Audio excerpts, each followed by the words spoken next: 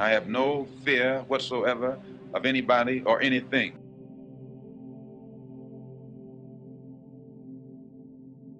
Fear.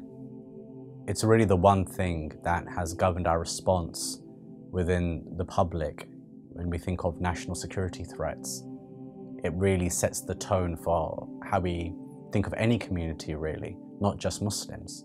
We see a political discourse that's ready and willing to vilify Muslims because they fear us, they're afraid of us. We see a media that is willing to vilify Muslims, again, because of this fear that exists. And it's cage, really, that exists to respond to that fear. And that's why we will continue every single day to fight for these. Not just that for Muslims and for people that we see are wronged, but actually for the benefit and the health of wider society.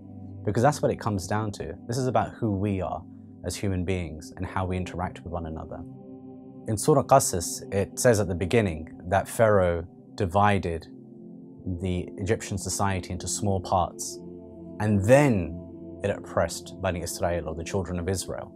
And it's really interesting because I always think about this verse, and I think to myself that it was only easy for that small minority to be oppressed because they had been divided from the rest of society, because they had been made other, because they were made to feel alone, that they were the ones to be feared.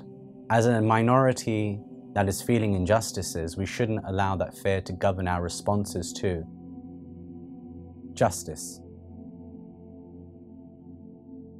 You see, justice isn't just some abstract concept. For a Muslim, it's actually part of our identity. It's an integral part of who we are. It's not possible for a Muslim to be unjust and still think that they're fulfilling their obligations towards their faith and towards their fellow man. So when we think about the fact that actually being involved in fights for justice are so important, that has to be weighed up against the fact that we also do fear. We fear the state intruding into our lives. We fear being picked up or stopped and searched at airports or on the street. And so what we do, unfortunately, is we often acquiesce to that fear. We change our lives. We say it's okay.